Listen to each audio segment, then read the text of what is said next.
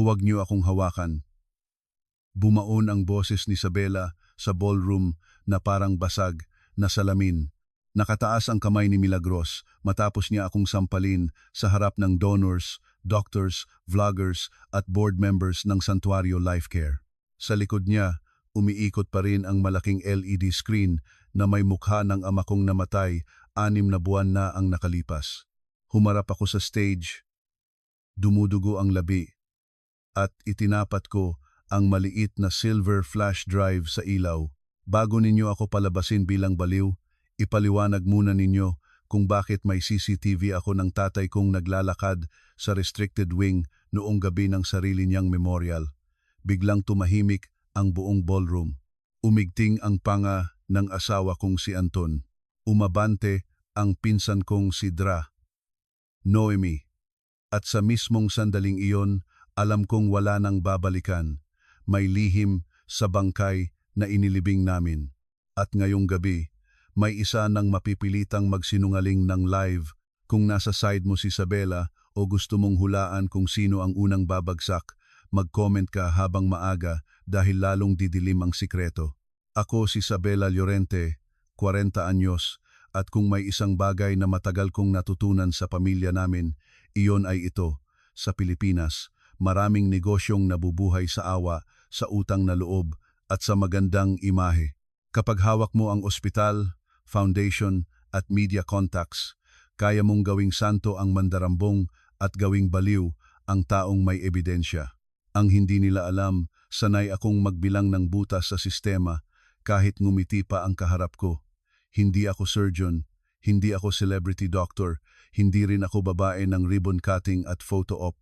Ako ang bumuo ng compliance architecture ng Santuario Life Care noong halos gumuho kami sa gitna ng pandemic. Ako ang nag-ayos ng reimbursement leaks, ghost procurement, supply variance at charity misuse na matagal nang itinatago sa likod ng rosaryo, foundation dinners at press release na may pa-quote tungkol sa malasakit. At ako rin ang babaeng pinili nilang ibaon ng buhay sa reputational mud nang masyado akong maraming napansin. Nagsimula ang lahat hindi sa sampal, kundi sa isang tawag na dumating mula Singapore 2 taon bago ang gabing iyon. Nasa maliit akong serviced apartment sa Tiong Bahru noon, kaharap ang 2 monitor, nag-audit ng Southeast Asia Hospital Procurement Chain para sa isang private advisory firm. Maayos ang buhay ko roon, malinis, tahimik, walang family drama, walang mga taong ngumingiti sa harap mo tapos ibabaon ka sa likod ng conference room. Mag-isa ako, oo, pero payapa. Tinawagan ako ni Papa, si Leandro Llorente, sa unang pagkakataon matapos ang halos 8 buwang puro formal forwarding lang ng family secretary namin. Hindi siya nagkumusta. Hindi niya tinanong kung pagod ba ako. Sabi lang niya, umuwi ka, bumubulusok ang group. Kailangan namin ng tao na marunong talagang umintindi ng numbers. Ang group ay Santuario Life Care, 3 medium-sized hospitals, 5 dialysis centers, 8 pharmacies, 1 diagnostics arm, at 1 charitable foundation sa ilalim ng pangalan ni Mama, si Teresa Llorente. Si Mama ang totoong nagtayo ng ugat ng negosyo. Maliit na maternity clinic sa San Pablo na pinalaki niya sa tiyaga, relasyon sa komunidad at kakaibang instinct kung saan kulang ang serbisyong medikal. Si Papa ang nagpasok ng expansion, debt at connections. Magaling siya sa donors, politicians, bishops at bankers. Magaling siyang magmukhang matuwid. Pero ang maruming detalye, permits, ethics controls, reimbursement accuracy, bid rules, conflict of interest, screening palagi niyang itinuturing na istorbo. Noong buhay pa si Mama, siya ang preno. Noong na-stroke si Mama at unti-unting humina, nawala ang nag-iisang taong may lakas tumingin ng diretso kay Papa at sabihing, hindi pwedeng ganyan. Umuwi ako hindi dahil sa utang na loob kay Papa. Umuwi ako dahil si Mama ang humingi. Hindi man siya gaanong makapagsalita matapos ang stroke, naiintindihan ko pa rin ang diin ng mga mata niya sa video call. Pagod na pagod siya. Nakita ko rin ang takot. Hindi takot sa kamatayan. Takot sa mga taong maiiwan pagkatapos niya. Pagbalik ko sa Pilipinas, sinalubong ako ng press photos, tarpaulin at stage warmth. Sa airport pa lang, nandoon na si Milagros Vera Llorente, pangalawang asawa ni Papa at chairperson ng Teresa Llorente Foundation. Imposibleng hindi siya mapansin, puting blazer, pearl earrings, malambing na boses, at laging may tamang facial expression para sa camera. Sabela, anak, thank God you're home. Yumakap siya na parang walang tensyon, pero ang yakap niya ay parang ribbon sa kabaong maganda sa labas, tahimik ang banta sa loob. Kasunod niya si Dra. Noemi Vera, pamangkin niyang endocrinologist na madalas ma-feature sa lifestyle programs bilang the new face of compassionate care. At sa tabi ko namang sumabay maglakad palabas ng arrival area si Anton de Vera, fiancé ko noon, ngayoy asawa ko na sa panahong iyon. Corporate lawyer, guwapo, mahinahon, marunong tumitig sa'yo na parang ikaw lang ang nasa mundo. Sa airport na iyon, 3 silang nakangiti sa akin. Wala pa akong ideya na magkakampi pala sila sa uri ng laban na hindi ipinapaalam ng maaga sa biktima. Sa unang 2 linggo, trabaho lang ang inatupag ko. Hindi ako nagpaka-prinsesa. Dumiretso ako sa records, licensing schedules, stock movement, dialysis utilization, cash conversion, donor restrictions, controlled medicine logs, at PhilHealth reimbursement exception reports. Ang nakita ko ay hindi simpleng inefficiency. Para akong sumisid sa dagat na malinaw sa ibabaw pero punong-puno pala ng kable at bangkay sa ilalim. Ang variance sa gamot para sa dialysis patients ay sobra sa allowable threshold. May procurement clusters na paulit-ulit na nanalo kahit kulang sa documentation. May charitable waivers na nakapangalan sa pasyenteng matagal ng deceased o kaya'y duplicate ang demographic data. At pinakamasama, may mga emergency sign-off na gumagamit ng digital credentials ko kahit hindi pa ako formal na naka-assume noon sa mga site. Kinumpronta ko si Papa sa executive lounge ng flagship hospital sa Alabang. Nasa floor-to-ceiling glass kami, tanaw ang city lights, hawak niya ang paborito niyang whiskey. Hindi siya nagulat. Para bang expected niyang may mapapansin ako. I knew you'd find the weak points, sabi niya. Halos proud. Kaya nga kita pinauwi. Hindi weak points ang tawag dito, sagot ko. May ghost patients, may irregular waivers, at may gumagamit ng credentials ko. Bahagya siyang tumawa. You always make things sound criminal, Bella. Because they are. Nagbago ang mukha niya sa isang iglap. Dito sa atin, hindi pwedeng textbook ka lang. Kapag may charity commitments at election season tapos sabay ang supply shortage, kailangan may diskarte. Doon ko unang narinig sa muling pagbabalik ko ang salitang iyon, diskarte. Sa negosyo namin, ang diskarte ay madalas code word para sa bahala na ang legal later. Pero ng gabing iyon, hindi ko pa alam kung hanggang saan na umabot ang diskarte nilang lahat. Si Anton ang naging pahinga ko sa mga unang buwan. O akala ko, sa bahay namin sa Ayala, Alabang, kapag gabi na at bagsak na ako sa pagod, siya ang nagtitimpla ng chamomile, siya ang nagsasabing, you don't have to carry the whole institution on your back. Siya ang nakikinig habang ikinukwento ko ang mga conflict sa board, ang passive-aggressive smiles ni Milagros, ang pakitang tao ni Noemi, at ang mga maliliit na butas sa sistema na parang sinadya para unti-unti akong mabaliw sa paghabol. Minsan hahawakan niya ang kamay ko at sasabihing, you can trust me kahit anong mangyari, side mo ako. Ang problema sa pinakamatamis na linya ay hindi mo agad malalaman kung gaano kalalim ang kutsilyong hawak ng taong nagsasalita. Sa loob ng 6 na buwan, naibalik ko ang kontrol. Naglagay ako ng dual auth approval sa charity waivers. Inayos ko ang vendor screening. Pinaghiwalay ko ang procurement at physician endorsement. Nagpilot kami ng barcode reconciliation sa 2 dialysis center. Nagkaroon ng resistance, syempre. Noemi smiled through everything while privately calling me too rigid. Milagros would publicly praise me, then privately complain na naaapektuhan daw ang human side ng foundation kapag puro controls ang iniisip ko. Si Papa, gaya ng dati, pinapaandar ang linya na magaling talaga si Bella sa paperwork, habang si Noemi ang pinapa-feature sa magazine covers at si Milagros ang bida sa donor dinners.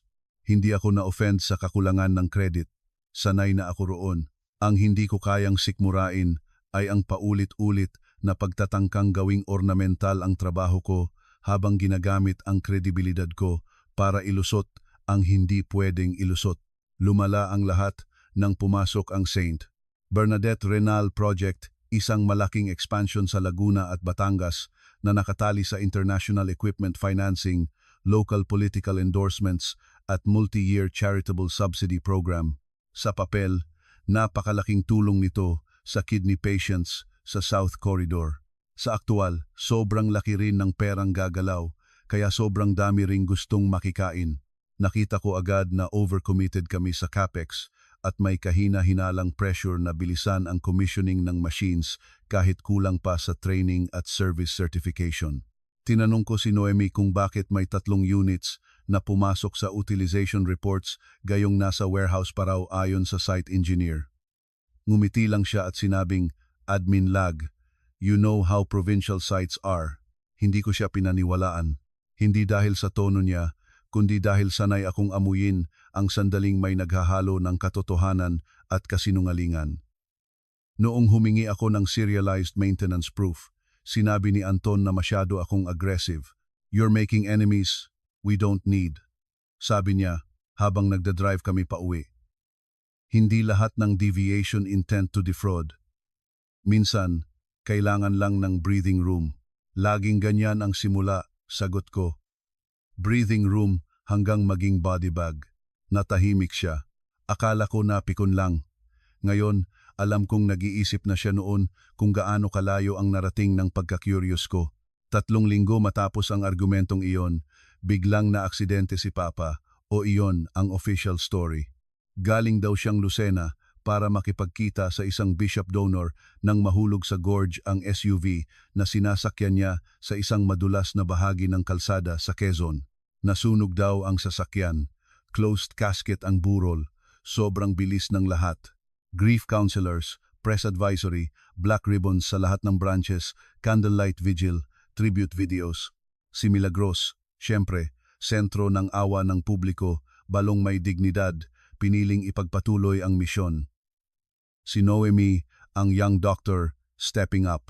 At ako ang inutusan nilang mag-fast track ng emergency authorization packets dahil may major lenders at suppliers na kailangang i-assure na tuloy ang operations.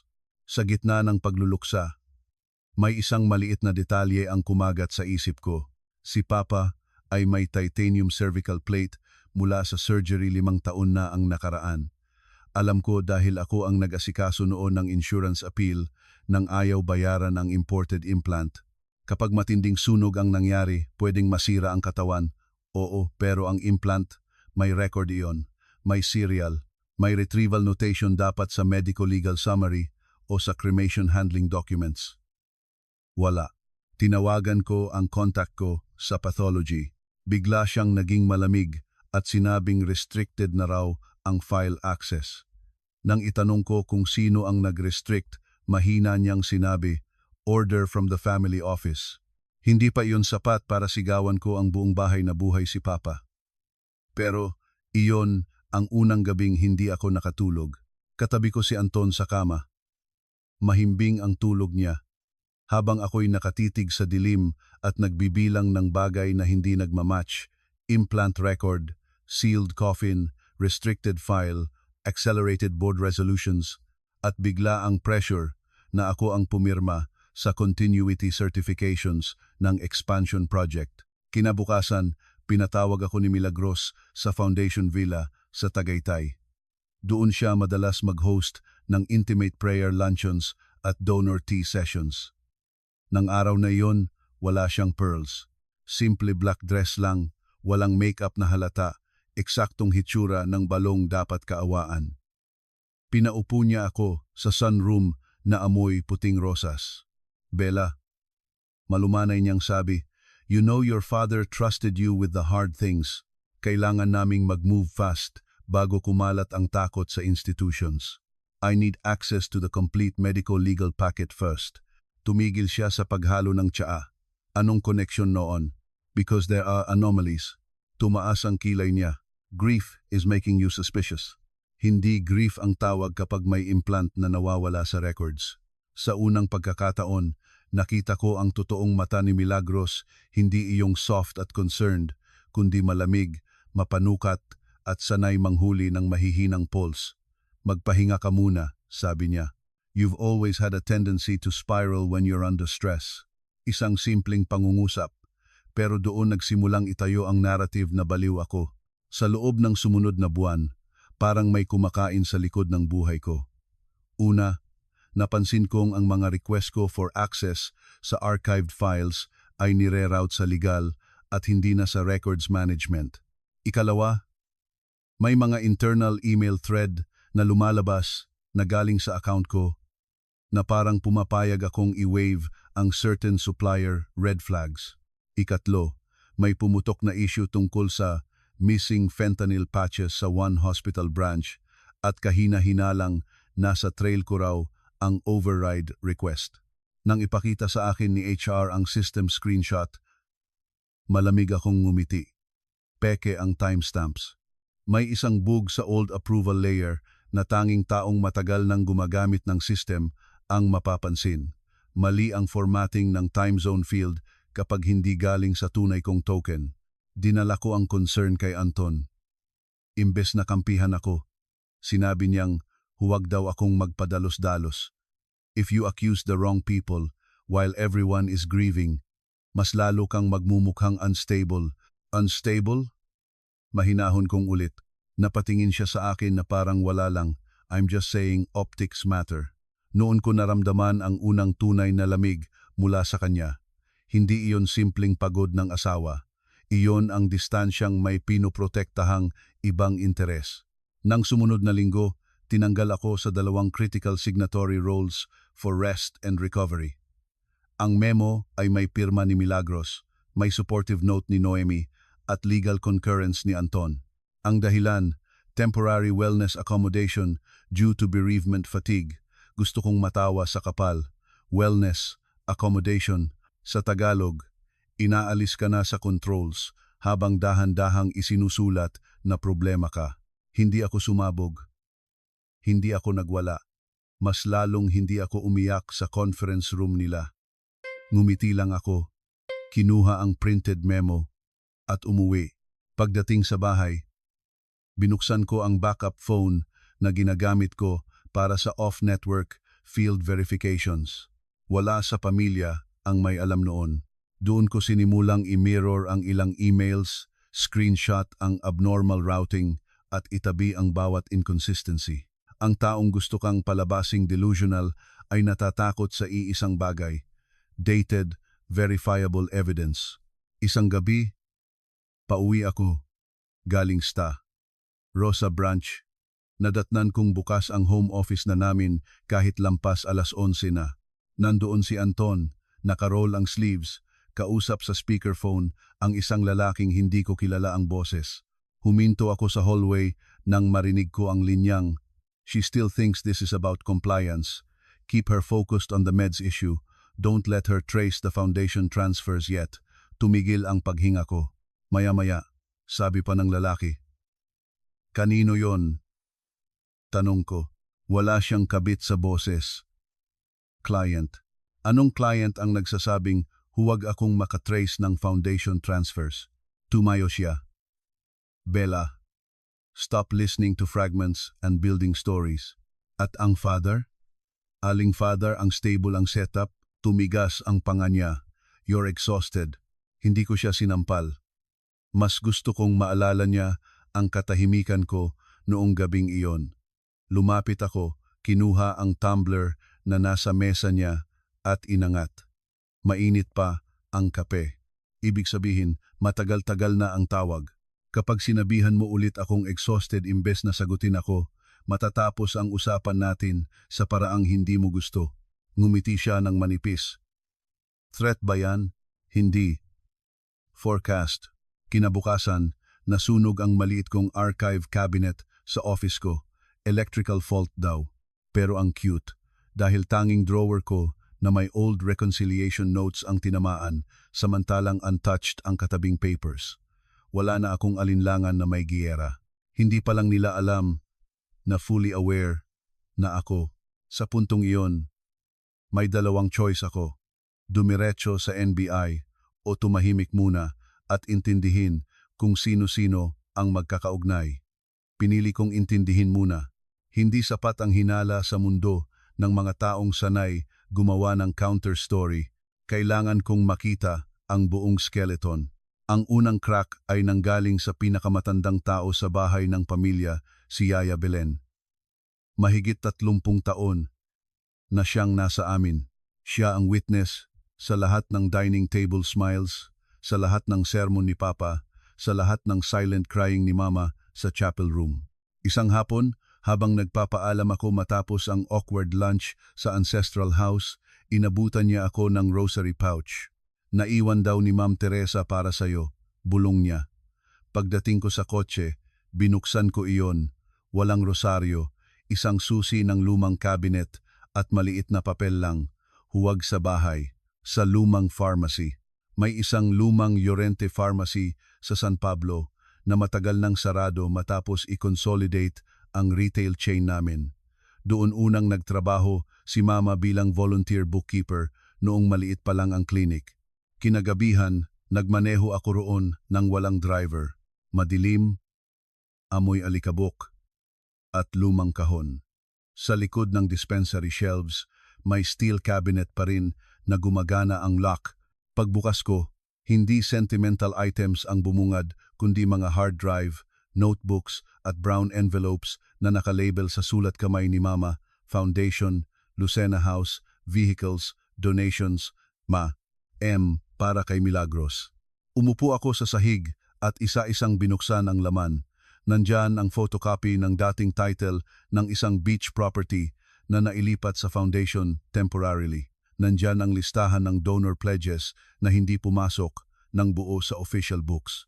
Nandyan ang screenshots ng text exchanges ng isang unknown number at ni Papa tungkol sa keeping Teresa sedated after episodes. Lumamig ang mga kamay ko. Sedated?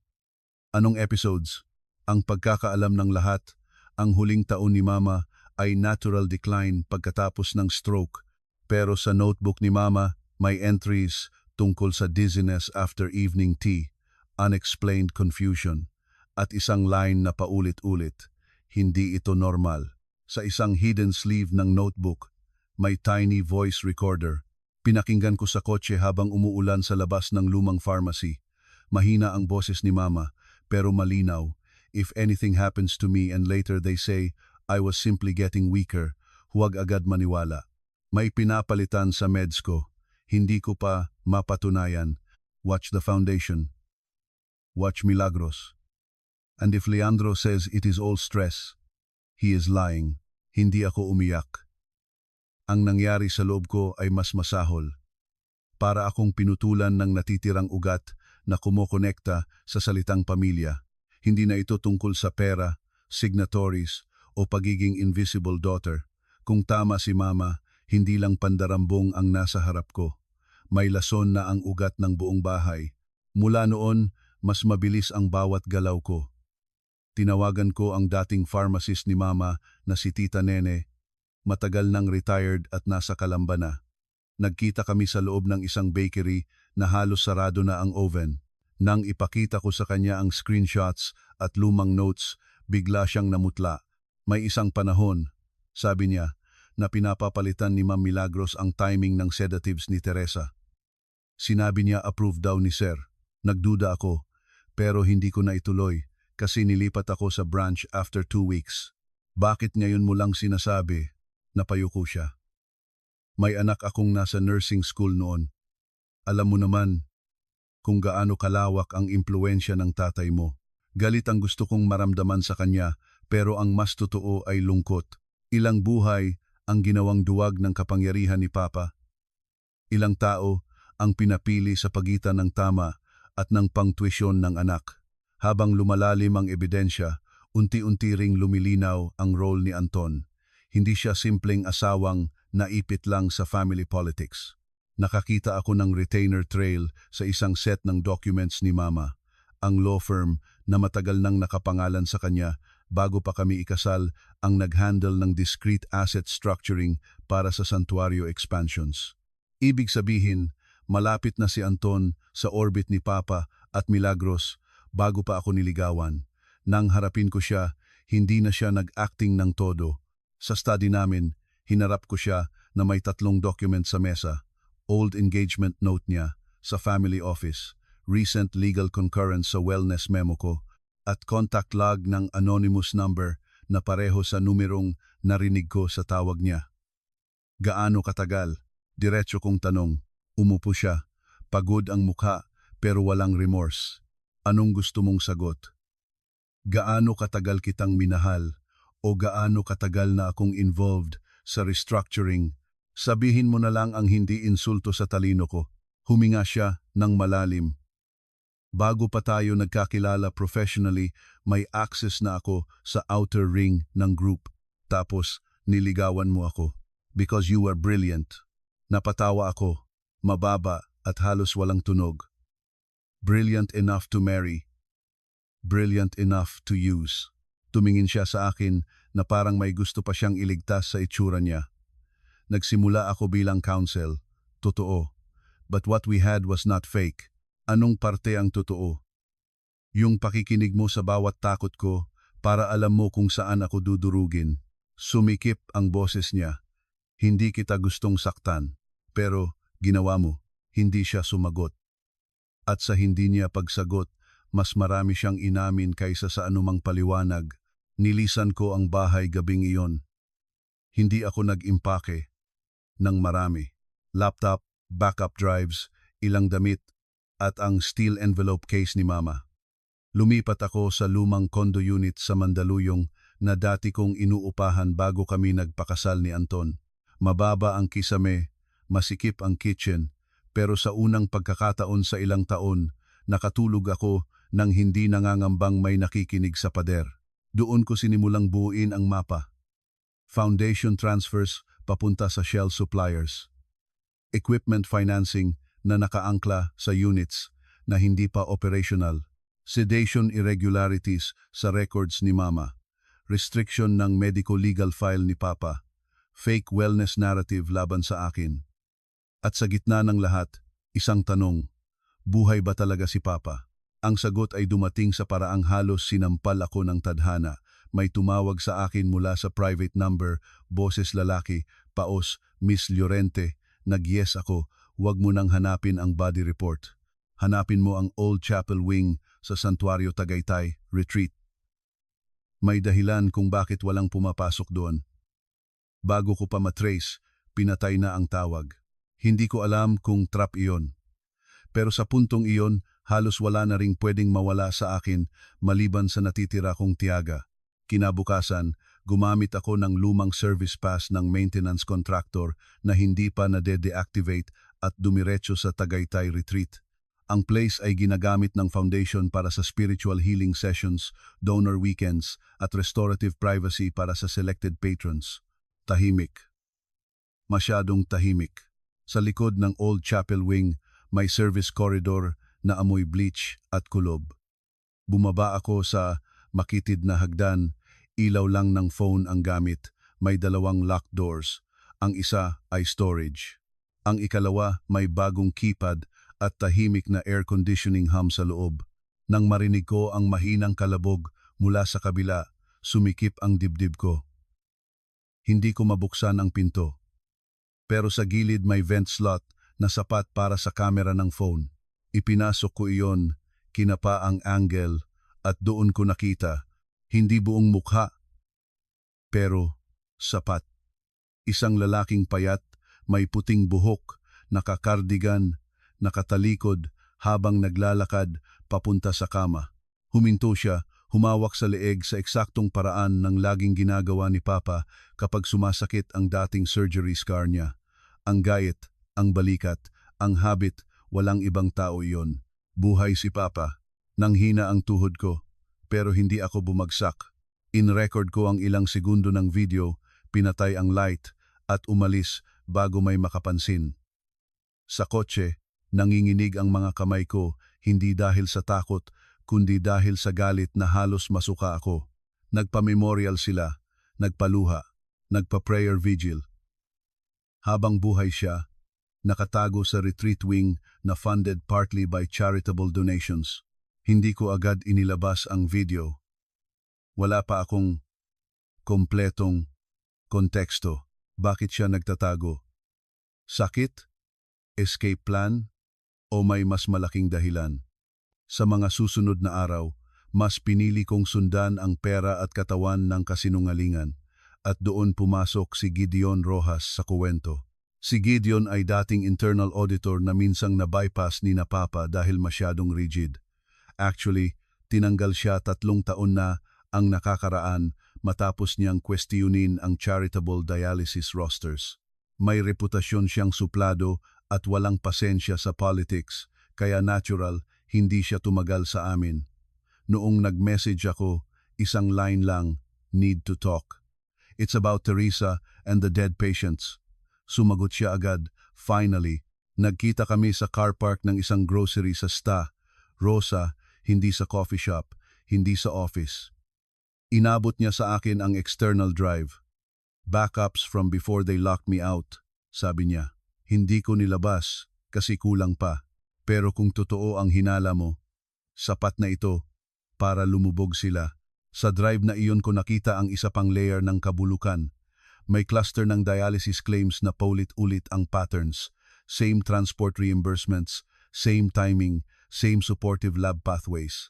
Pero may ilan sa pasyente ay namatay na buwan bago pa ang ibang claims na nakapangalan sa kanila, ghost claims, at hindi lang iyon may corresponding charitable publicity packages pa.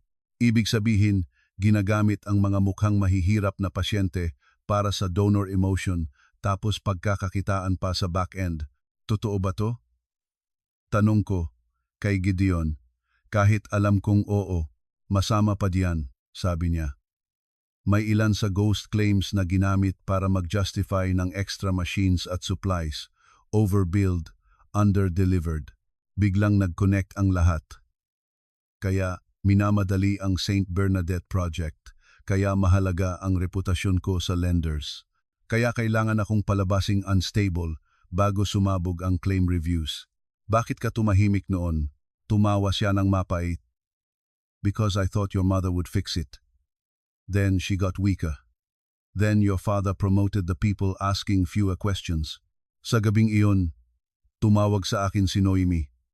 Unang beses, mula nang umalis ako sa bahay. Can we talk? Alone.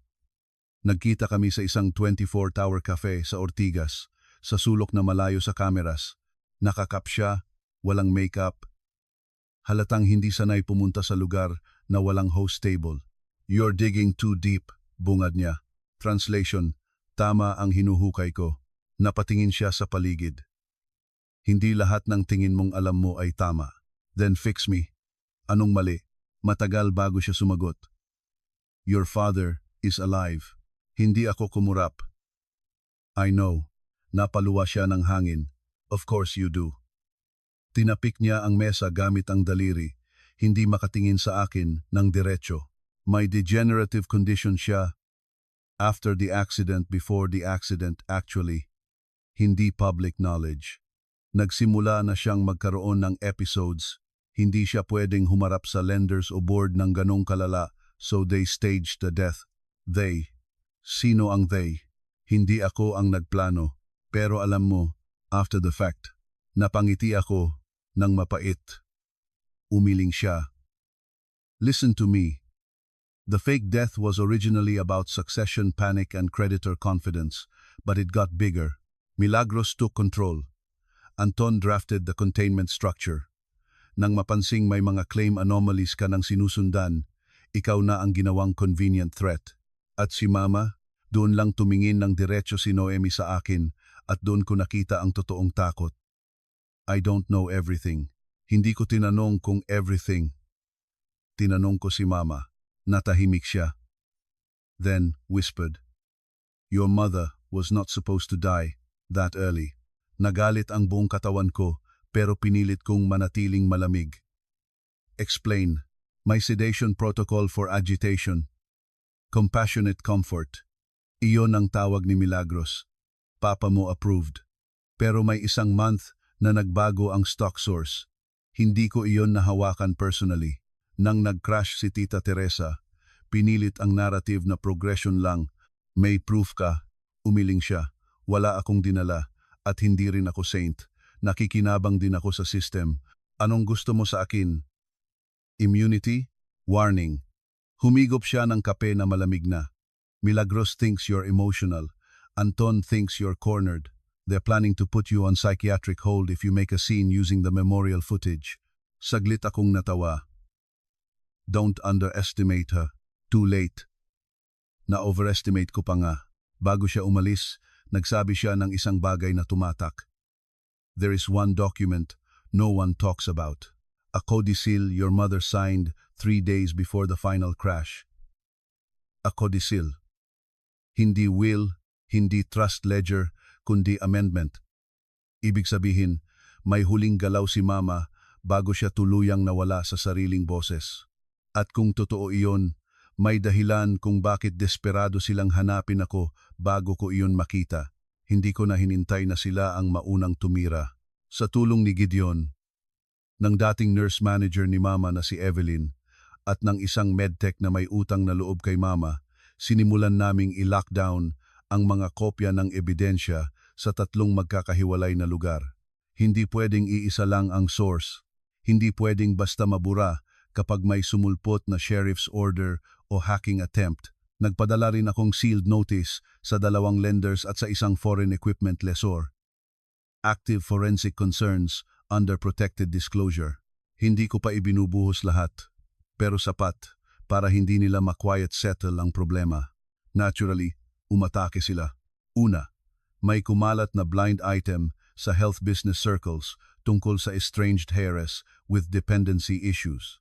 Ikalawa, may anonymous complaint sa Medical City na nagsasabing minanipula ko raw ang old procurement during pandemic years. Ikatlo, may 2 lalaking sumunod sa akin mula kondo hanggang grocery. Hindi naman nila ako tinangkaan pero malinaw ang mensahe. Nakikita ka namin. Pinakamasakit ang ginawa ni Anton. Nag-file siya ng petition seeking temporary mental health evaluation for my safety dahil raw sa severe bereavement obsession at persecutory beliefs ko tungkol sa ama kong patay na. Nang mabasa ko ang draft through a contact sa clerk's office, literal akong natawa sa galit. Ang asawa kong minsang humalik sa noo ko bago ako matulog ay handang ikulong ako sa narrative ng kabaliwan para lang manatiling malinis sa papel ang sindikato nilang nakabarong at nakadesigner crucifix. Hindi ako nagtagal sa kondo matapos iyon. Lumipat ako sa apartment sa itaas ng lumang printing press ng pamilya ng kaibigan kong si Lira sa Pasig. Doon ko unang naramdaman ang tunay na anyo ng digmaan. Hindi laging may putukan, minsan puro papel, pirma, tawag at bulong lang. Pero mas nakakapagod iyon dahil bawat maliit na kilos pwedeng sumabog ang epekto. Habang nagtatago, patuloy ang laban. Natagpuan ko ang codicil hindi sa safety deposit box, kundi sa pinaka hindi ko inaasahang lugar sa loob ng frame ng lumang family portrait ni na Mama at ako sa dating San Pablo Clinic. Napansin ko lang dahil bahagyang nakaangat ang backing board nang ipalinis iyon ni Yaya Belen bago ipadala sa akin. Sa loob ay manipis na envelope na may notarized document at sulat kamay ni Mama. Kung binabasa mo ito, ibig sabihin hindi ko na kayang ipagtanggol ang gusto kong mangyari habang buhay pa ako. Sa codicil, malinaw ang instruction. Ang voting control ng Teresa Llorente Foundation at attached charitable facilities ay hindi mapupunta sa surviving spouse kundi sa Independent Stewardship Council na may right ang primary daughter ako na mag-trigger ng forensic review kapag may material ethical breach. May separate note pa na ang anumang major expansion secured through misuse of charitable branding ay subject to internal rescission review. Ibig sabihin, ang buong korona ni Milagros sa foundation side ay posibleng illegal o at least challengeable. Kaya pala gusto nilang mabaon ako sa wellness memo, med scandal at psych hold. Hindi lang freedom ko ang target nila, pati legal standing ko. Doon na ako nagdesisyong hindi sapat ang tahimik na leverage. Kailangan kong buuin ang entabladong hindi nila kontrolado at sa pamilya namin may iisang event na siguradong pupuntahan ng lahat ng importante.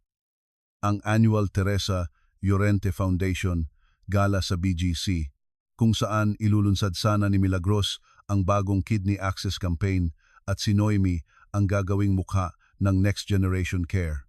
Donors, media, church figures, lenders, politicians lahat nandoon.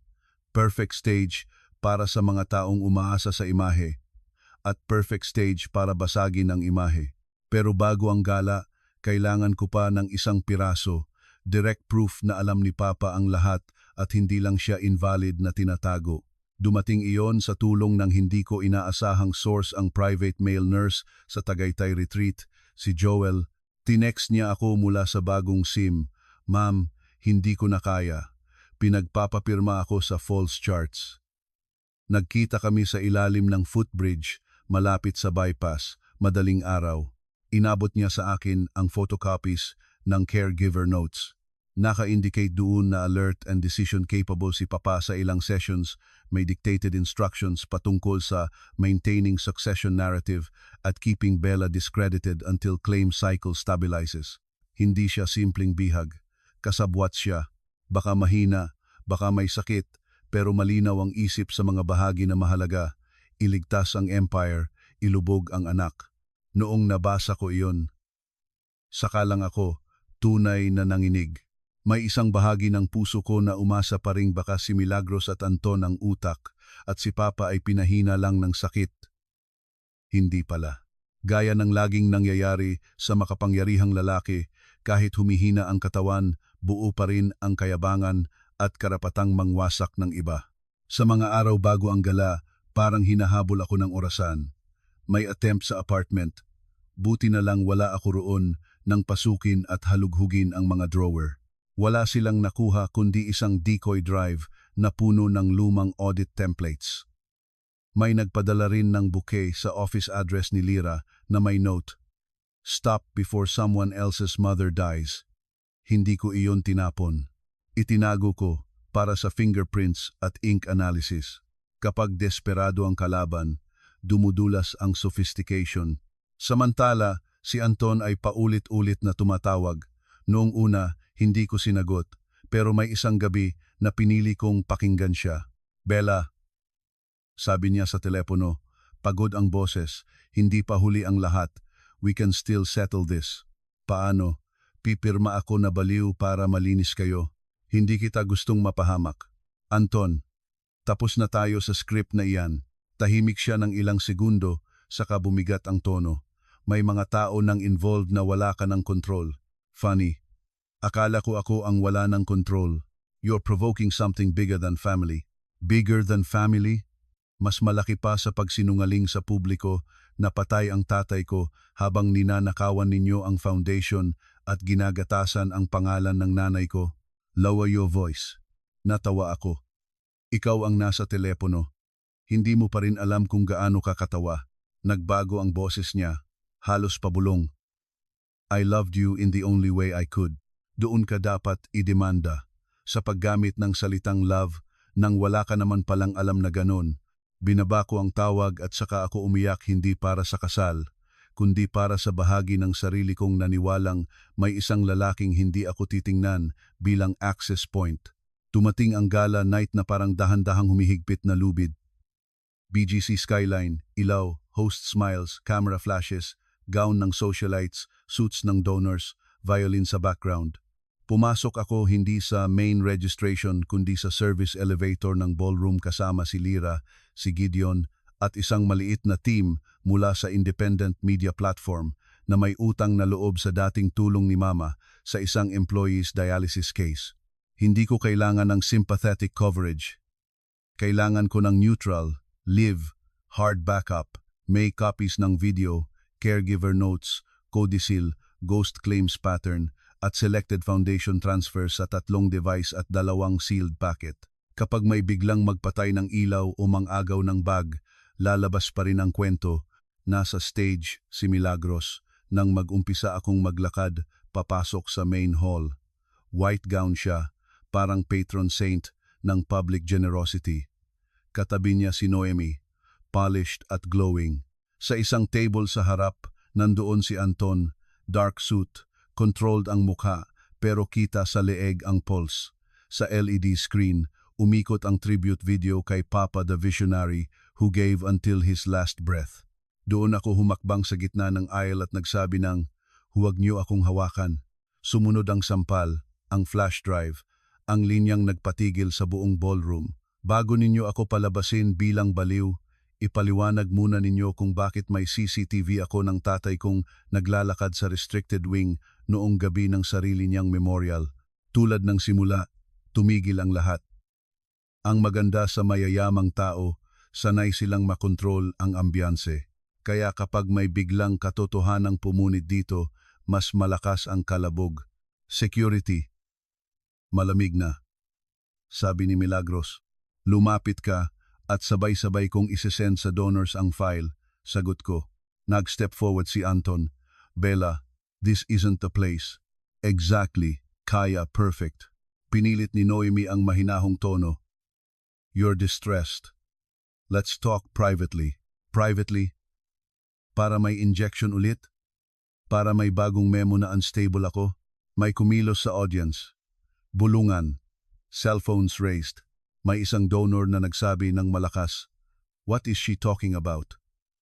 Isa pang banker ang tumingin kay Anton na parang nagsisimula ng mag-recompute ng risk exposure. Inaakusahan mo kaming lahat base sa isang edited clip? Sabi ni Milagros. Now projecting hurt dignity. Clip lang ang akala mo kasi akala mo takot pa rin ako. Inabot ko kay Gideon ang signal. Sa side screen na ginamit para sa AV backups, lumabas ang still frame mula sa Tagaytay retreat footage, side profile, old scar line, familiar posture. Hindi iyon Hollywood quality, pero sapat para matunaw ang tribute aura. This man, sabi ko, is not a saint in a montage. He's alive. At ang bawat donor dito ay may karapatang malaman kung bakit ninyo ginamit ang pangalan ng patay sa campaign habang nag-o-operate siya sa tagong wing na pinondohan din ng foundation assets. Humiyaw ang hall, literal na humiyaw. Hindi scream of fear, scream of scandal. Umabante si Anton para patayin ang side screen pero nakaantabay na si Lira sa tech station. Sumunod kong inilabas ang caregiver notes. Hindi ko binasa lahat. Hindi kailangan. Pinili ko ang 2 linya na hindi nila mapapaliwanag sa ngiti. Decision capable, maintain succession narrative. Tapos ang codicil ni Mama. Tapos ang chart ng ghost claims. Tapos ang partial flow ng foundation transfer sa shell vendors. You're weaponizing your mother's memory, sigaw ni Milagros. Muntik na akong mapatawa. Hindi. Kayo ang gumamit sa alaala niya bilang ATM at altar. Doon niya ako sinampal. Ang problema sa pampublikong sampal ay hindi lang ang sakit. Iyon ang sandaling nahuhubad ang training ng isang manipulator. Lahat ng donors, bishops at wives ng board members ay nakakita ng crack, wala ng sweet widow mask. Ang natira ay babaeng sanay manahimik ang kalaban sa pisikal na kahihiyan at doon nag-shift ang kwento mula shock tungo sa pagguho. Gusto sana nila akong ilabas. Pero ayaw nang umalis ng audience. May ilang donors na tumayo at humiling ng official explanation. Ang foreign lessor representative, isang tahimik na Korean executive na halos hindi nagsasalita buong gabi, lumapit sa legal table at humingi ng immediate copy ng exposed documents. Isang church-linked foundation officer ang biglang nagsabi, "Suspend the campaign disbursement until clarified." Si Noemi, halatang umiikot ang isip, tried to take the mic and frame it as a family mental health crisis. Doon ako sumingit. Kung family crisis ito, bakit may dead patients sa claims? Bakit may stage death? Bakit may codicil na itinago? At bakit may caregiver notes showing conscious participation?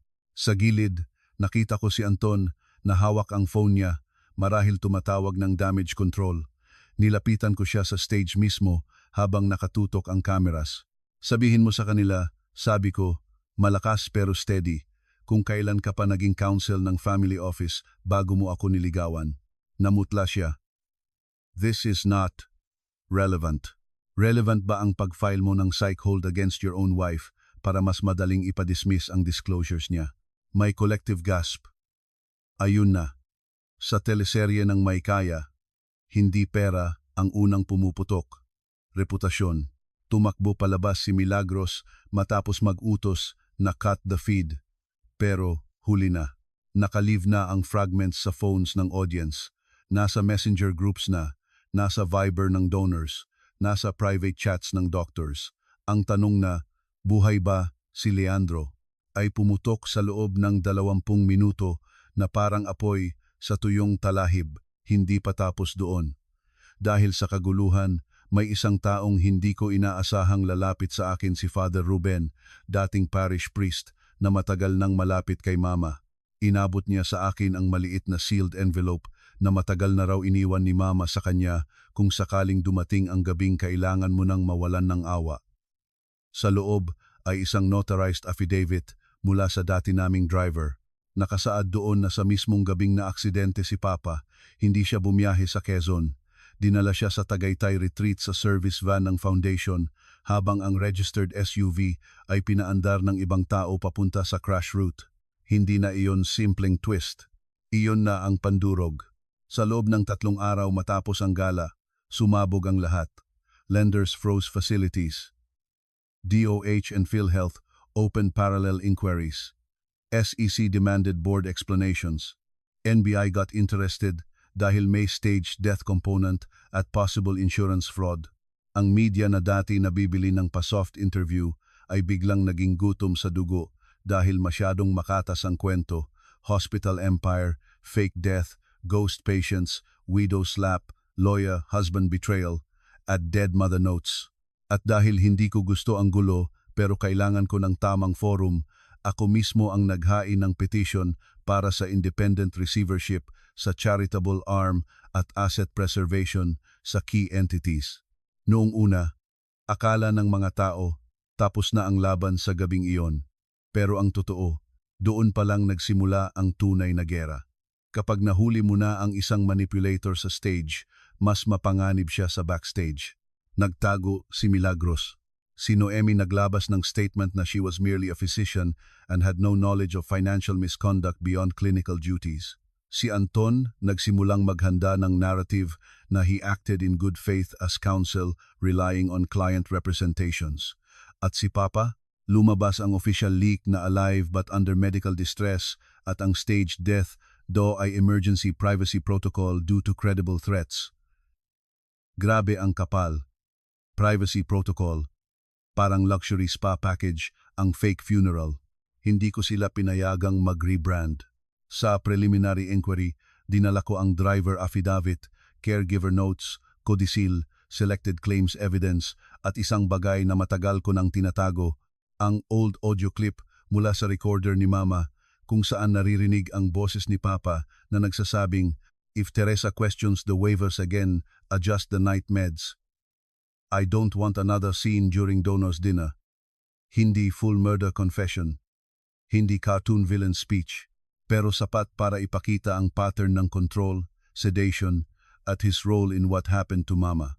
Ang pinakamahirap sa mga linggong iyon ay hindi ang public scrutiny. Sanay ako sa documentation, sanay ako sa pressure. Ang pinakamahirap ay ang daming taong biglang kumampi sa akin nang halata mong survival instinct lang nila. Mga board member na tumatawa dati kay Milagros, biglang nagsasabing matagal na raw silang uncomfortable. Mga doktor na tahimik habang sinisira ako, biglang nagme-message ng "I always believed you." Gusto kong sagutin ng sinungaling, pero mas kailangan ko ang records kaysa catharsis. Kaya pinipili ko ang strategic silence. Si Gideon ang naging constant ko sa gitna ng bagyo. Hindi siya sweet, hindi rin siya dramatic savior, pero kapag 2:00 ng madaling araw at nakaspread sa mesa ang 50 claims matrix, siya ang marunong magsabi kung alin ang worth i-pursue at alin ang distraction lang. Minsan, Habang pareho kaming tahimik sa printing press office ni Lira, bigla niyang sinabi, "Matagal ka nang magaling, ngayon ka lang tumigil magpaalam." Natigilan ako, kasi, totoo, sa dami ng taon na puro ako ayos, linis, salo, at anticipatory compromise, ngayon lang ako lumaban nang hindi humihingi ng pahintulot sa sinumang may apelyido ko. Lumabas ang mas maduming detalye sa deposition phase. Si Noemi, under oath, tried to distance herself from the sedation adjustments kay mama pero naipit siya sa sariling chart cosigns. Hindi naman siya ang nag-order ng lahat pero alam niyang may irregularities at piniling pumikit kapalit ng visibility, grants at seat sa succession table. Nang tanungin ko siya sa hearing room, walang sigaw, walang insulto, tanong lang, "Doctor, kapag ang pasyente ay may repeated, unexplained confusion after evening intake at may family member na nagha-handle ng source substitution ng walang tamang record, standard ba iyan o red flag?" Natahimik siya ng 3 segundo. Tapos bumulong, "Red flag." Narinig ng lahat. At sa isang red flag na iyon, nahubad ang buong public image niyang compassionate healer. Si Anton naman ay mas maingat, mas lawyerly. Pero doon siya nadulas sa bagay na akala niya maliit lang. Pinakita ko ang metadata ng petition for my psych evaluation at ang old draft history ng file. Lumabas na ang earliest version ay ginawa bago pa man sumiklab ang gala. Sa petsang iyon ding nagkaroon ako ng access sa codicil frame. Ibig sabihin, preemptive ang balak nila. Hindi reaction sa erratic behavior, kundi planong pag-neutralize. Nang tanungin ko siya, "Counsel, normal ba sa good faith spouse na maghanda ng psychiatric containment petition bago pa humingi ng actual mental health assessment?" Nagsimulang umingay ang media table sa likod. Kita ko sa mukha niyang alam niyang tapos na ang love story script niya, pero ang pinakamatinding suntok ay ng personal na humarap si Papa sa closed hearing. Hindi na siya imposing tulad dati. Payat, nangingitim ang ilalim ng mata, medyo nanginginig ang kamay. Pero nang magsalita siya, nandoon pa rin ang lumang Leandro Llorente, lalaking naniniwalang kaya niyang i-bend ang realidad basta sapat ang confidence. "Everything I did was to preserve the institution," sabi niya, "for the employees, for the patients, for the legacy." Hindi ko napigilang magsalita. At para sa ego mo, tiningnan niya ako na parang ako pa rin ang anak na pwedeng patigilin sa isang tingin. "You don't understand burden." Lumapit ako sa table, iniharap ang codicil ni Mama at ang ledger ng ghost claims. "Ang burden, Papa, ay iyong magbantay ng negosyo para sa pamilya. Ang ginawa mo ay gawing alay ang pamilya para sa negosyo. Magkaiba iyon." Nagkatahimikan. Then, I placed the printout of his own dictated instruction about keeping me discredited. "You staged your death. You used Mama's name. You used my credentials. Tapos burden ang tawag mo." Doon unang bumagsak ang tingin niya. Pero sa mga tulad niya, ang pagod ay pinakamalapit na siguro sa pag-amin. Akala ko sa puntong iyon ay malapit na ang katapusan. Pero pumasok ang huling, pinakamaruming twist mula sa nakaraan. Lumabas sa forensic extraction ng old foundation phone ni Milagros ang series of messages na matagal nang deleted.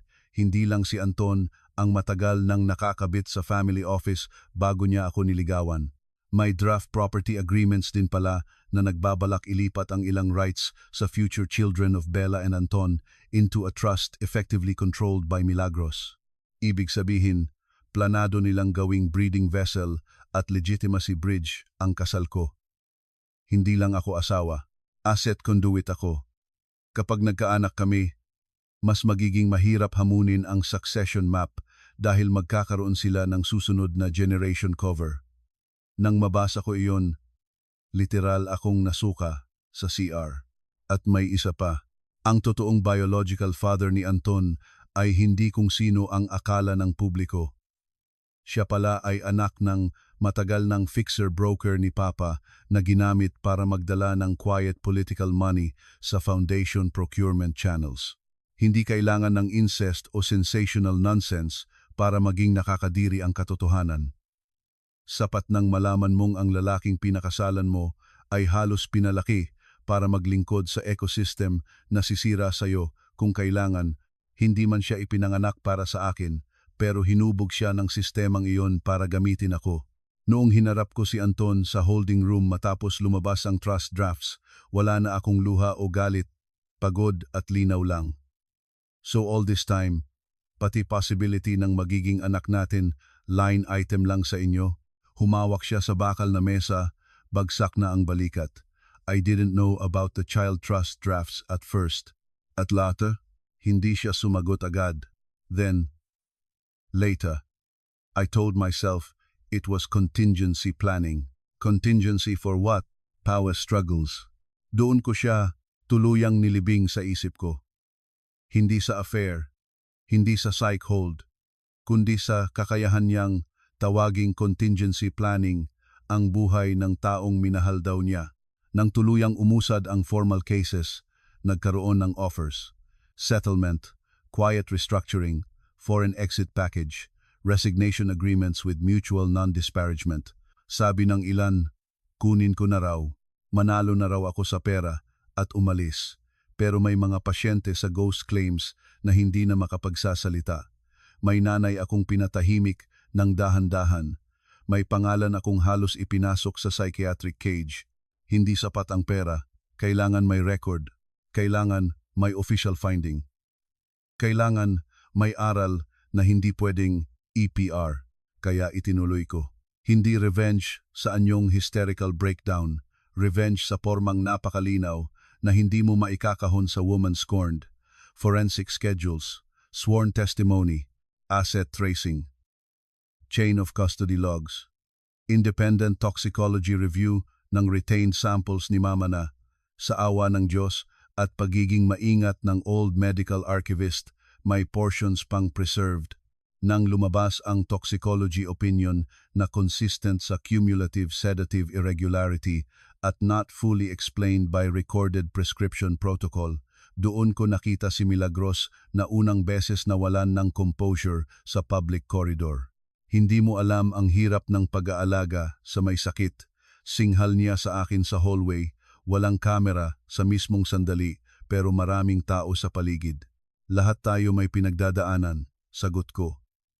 Hindi lisensya iyon para pabilisin ang pagkamatay ng taong humaharang sa plano mo. Binabantaan mo ako. Hindi. Sinusuklian lang kita ng malinaw na pangungusap. Sanay ka kasi sa malambot na kasinungalingan. Humakbang siya palapit, nanginginig sa galit. You think you've won because people are listening to you now? Anak ka pa rin ng tatay mo. Exactly, sabi ko. Kaya alam ko kung paano siya mag-isip at kaya hindi na ako natatakot. Ang board eventually fractured. May 3 miyembro ang nagbitiw. Ang isa, dating loyal kay Papa, biglang nagsumite ng cooperation affidavit para makaiwas sa mas mabigat na kaso. Mula sa kanya ko nakuha ang proof na matagal nang alam ng ilang insiders ang fake death at ginamit pa ang memorial donations para punan ang liquidity holes sa equipment deposits. Nakakadiri. Luksang may resibo. Habang bumabagsak sila, may mga side casualties na hindi ko rin maiiwasang maramdaman. Nurses na nadamay sa investigation kahit utos lang naman ang sinusunod. Junior accountants na natakot magsalita. Community clinics na pansamantalang nag-alangan ang donors dahil nadungisan ang foundation name. Kaya bukod sa pakikipaglaban, tahimik din akong gumagawa ng transition plan dahil kung puro paghihiganti lang at wala kang plano sa mga maiiwan, pareho ka lang ng mga taong winasak mo. Hindi ko ipapamana ang abo ng walang butong pwedeng tumubo.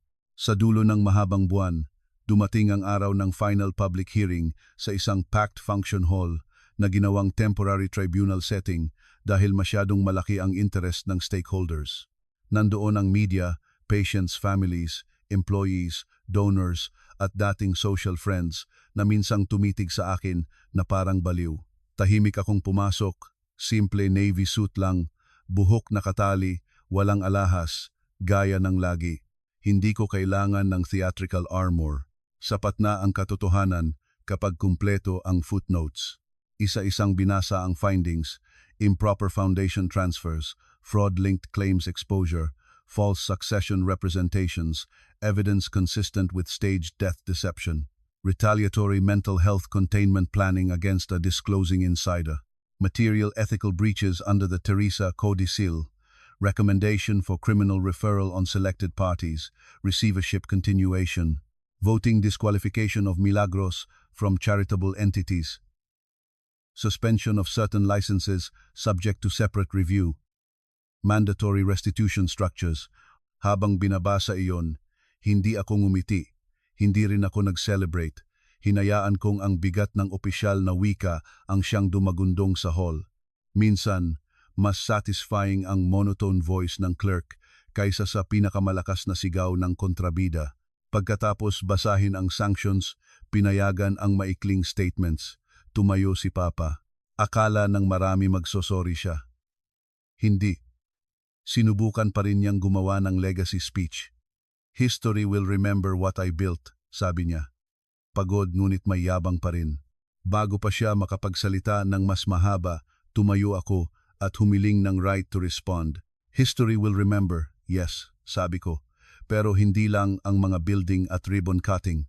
Maaalala rin ito kung paano mo itinago ang buhay mo, ang sakit ng nanay ko, ang katotohanan ng mga pasyente, at ang pangalan ng sarili mong anak para protektahan ang isang imahe na ikaw lang naman ang tunay na sumasamba. Tahimik ang hall. I continued. Ang problema sa mga taong sanay sambahin ay akala nila ang sistema ay extension ng apelyido nila. Pero may araw talagang darating na ang papel, data, katawan at alaala ng mga tinapak ninyo ang magsasalita. At kapag nangyari iyon, hindi na sapat ang charm, hindi sapat ang donation, hindi sapat ang sermon. Bumaba ako ng tingin sa front row kung saan naroon ang ilang pamilya ng pasyenteng ginamit sa ghost claims. Hindi ito kwento ng perpektong anak. Hindi rin ito kwento ng santo laban sa halimaw. Ito ang kwento ng mga taong matagal pinaniwalang kailangang manahimik para manatiling buo ang bahay. Pero may mga bahay na dapat talagang buksan para makalabas ang baho. Wala nang palakpakan agad. Una, katahimikan. Iyon iyong totoong sandali ng tama, sakalang may maririnig na marahang paghinga, hikbi at unti-unting kaluskos ng mga taong biglang naunawaan kung gaano kalaki ang panlilinlang. Hindi naman cinematic ang pagbagsak pagkatapos, walang sabay-sabay na posas sa harap ko, pero mas mabisa ang sumunod na mga buwan. Na-freeze ang maraming personal assets ni Milagros.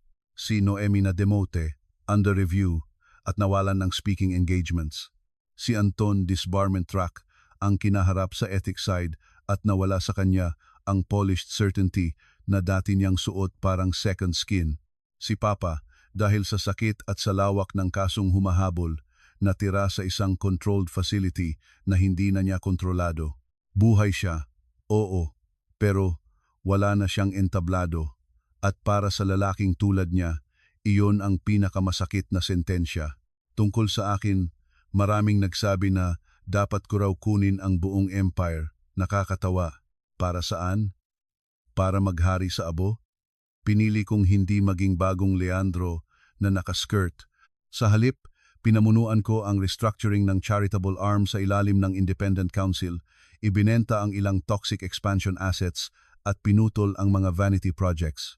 Binalik namin ang focus sa tunay na patient care, community partnerships at transparent limits ng pwedeng ipangako, hindi glamorous, hindi fodder for society pages, pero totoo. At sa unang pagkakataon matapos ang napakahabang panahon, may mga empleyadong lumalapit hindi para magchismis, kundi para magsabing mas malinaw na raw ang rules at hindi na sila pinipilit pumikit. Isang hapon, ilang buwan matapos ang final hearing, bumalik ako sa lumang San Pablo Clinic ni Mama. Hindi pa fully restored, pero maayos na ang bubong at may amoy ng alcohol at bagong pinturang puti. Sa maliit na waiting area, may picture ni Mama na hindi na nakatago sa frame kundi lantad na. Simpleng ngiti, walang donor sash, walang staged sainthood. Umupo ako roon mag-isa. Maya-maya, dumating si Yaya Belen, dala ang pandesal at kape. Buti na lang, Hija, Sabi niya, hindi ka na tumahimik. Ngumiti ako ng bahagya. Ang tagal bago ko natutunan. Totoo. Pero mas mabuti ng late kaysa ilibing ng buhay. Habang nakatingin ako sa pinto ng klinik, naisip ko ang lahat ng bersyon ng sarili kong namatay sa laban na iyon. Ang anak na naghihintay ng approval, ang asawang nagtiwala sa maling tao, ang executive na laging naglilinis ng tahimik para di mapahiya ang pamilya. Lahat sila nawala. Pero may naiwan namang mas matigas, mas simple at mas malinaw. Isang babaeng hindi na kayang takutin ng salitang eskandalo kapag ang kapalit ng katahimikan ay pagkalunod ng totoo. Akala ng marami, ang payoff ng gantihan ay ang makita mong lumuha ang mga nang-api sa'yo. Minsan, oo, pero hindi iyon ang pinakamalaking bayad. Ang pinakamalaking payoff ay ang sandaling may humarap sa'yo na dati may hawak ng kapalaran mo, tatay, asawa, board, buong bayan, at wala ka ng kahit katiting na pangangailangang mahalin ka nila para tumayo ng tuwid. Doon nagsisimula ang tunay na kalayaan. At kung iniisip mo, kung wala na bang natirang huling twist matapos ang lahat, meron pa. Isang buwan matapos ma-finalize ang receivership extensions, nakatanggap ako ng envelope mula sa council ng dating fixer broker na ama ni Anton. Namatay na raw ito. At may iniwang sealed statement. Binuksan ko iyon sa opisina kasama si Gideon at Lyra. Sa loob, may admission na years ago, si Mama mismo ang unang nakaamoy sa ghost dialysis pattern at naguutos na ng quiet internal review bago siya tuluyang humina. Ibig sabihin, hindi siya purely victim na walang laban. Nakikipaglaban siya habang unti-unti siyang pinahihina. At sa pinakahuling pahina, may handwritten note na halatang ipinasa mula sa isang lumang original draft ni Mama. Bella, huwag mong sayangin ang sarili mo sa pagmamana ng mga bagay na pinatay ang loob ko. Kung manalo ka, piliin mo ang mga taong gagamutin, hindi ang mga gusaling pupurihan. Tahimik kaming tatlo matapos kong basahin iyon. Saka dahan-dahang ngumiti si Gideon. So, what's next? Tumingin ako sa bakanting lot sa labas ng klinik na dati gustong gawing branded specialty center para sa ribbon-cutting crowd.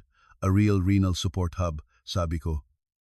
Low drama, high transparency, boring accounting, mahahabang pila ng taong totoong tutulungan. Tumawa si Lyra. Good, sagot ko. Nakakapagod na ang maling uri ng viral. Sa gabing umuwi ako, huminto ako sa may overpass kung saan unang nagkita kami ni Joel. Malamig ang hangin, maingay ang traffic, ordinaryong-ordinaryo ang gabi. Walang violin, walang stage light, walang camera crew. Doon ko naramdaman ang pinakamatinding payoff, hindi sa hearing hall, hindi sa gala, kundi sa simpleng katotohanang wala ng taong kayang magdikta kung sino ako kapalit ng katahimikan ko. Tinanggal ko ang wedding ring na matagal ko nang dinadala sa bag kahit hiwalay na kami ni Anton. Hindi ko ito sinugod sa estero, hindi ko itinapon ng dramatic.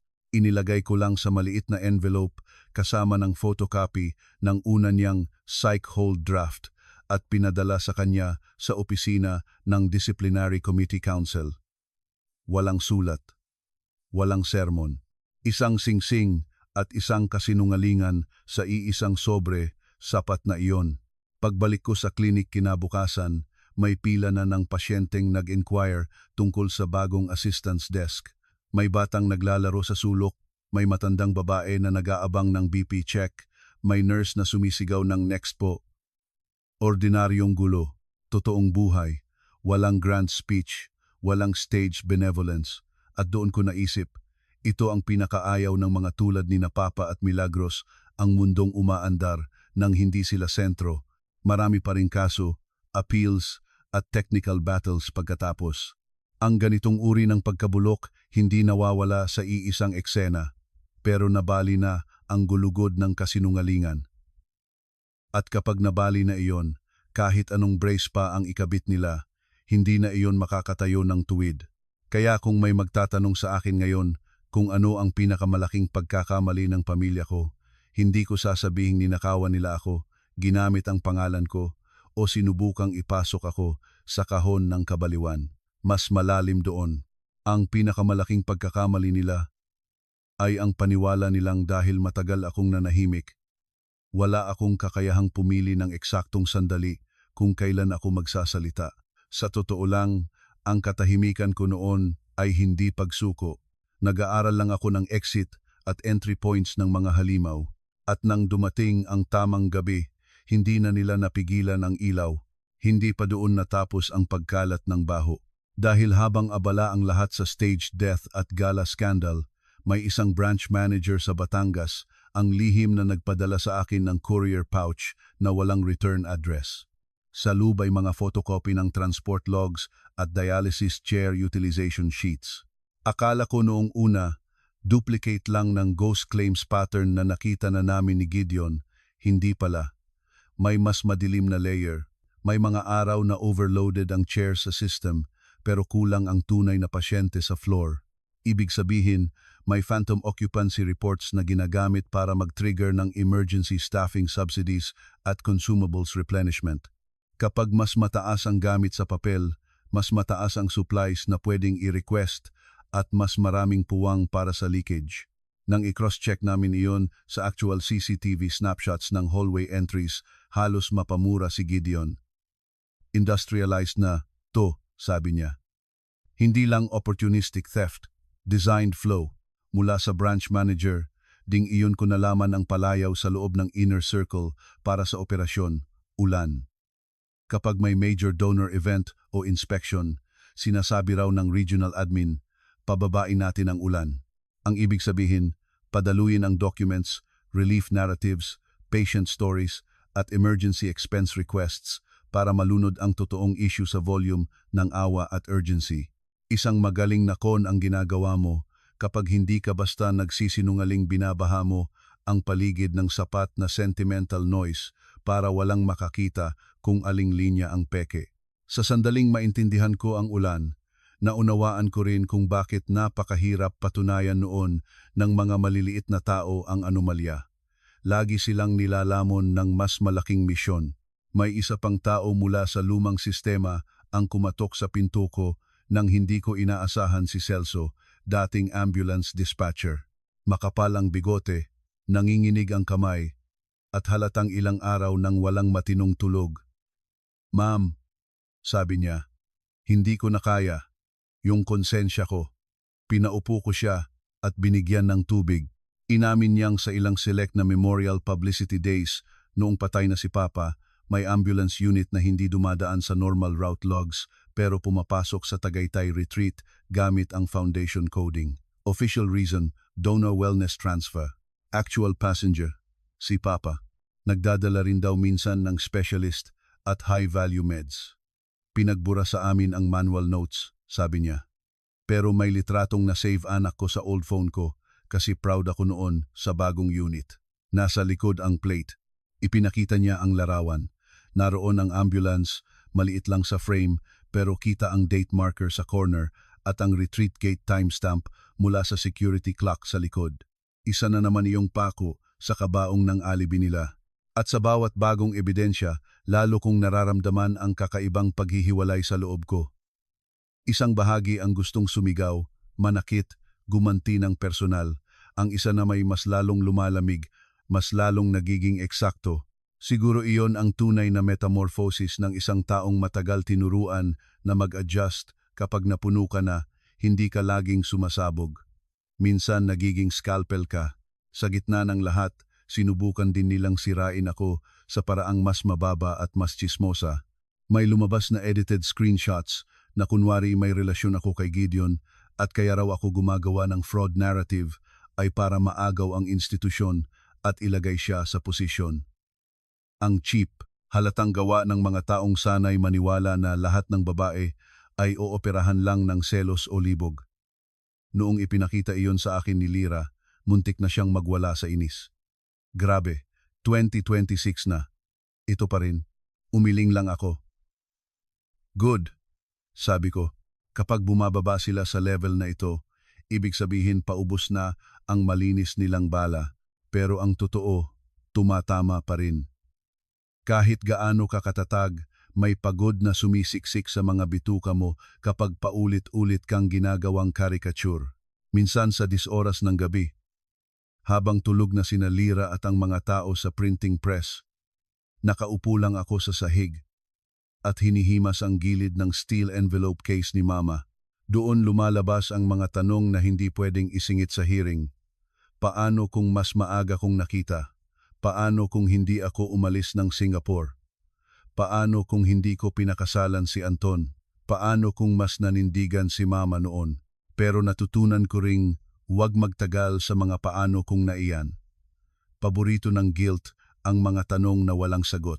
Mas pinili kong gamitin ang pagod sa trabaho. Binuo namin ni Gideon ang Mother Matrix, isang napakalaking cross-reference grid ng lahat ng charitable patient names, actual attendance, claim dates, transport reimbursements, machine service schedules, at public campaign appearances. Kada row may 2 kulay. Ano ang totoo at ano ang ipinakita sa publiko. Sa dulo, para kaming nakatingin sa X-ray ng isang organisasyong may buto sa harap at putik sa loob. May ilang pasyenteng totoong natulungan. Hindi ko rin iyon ikinaila, pero sa likod ng totoo, may sistematikong pangungupit at pagpapalaki ng numero para makasalo ng pondo at puhunan.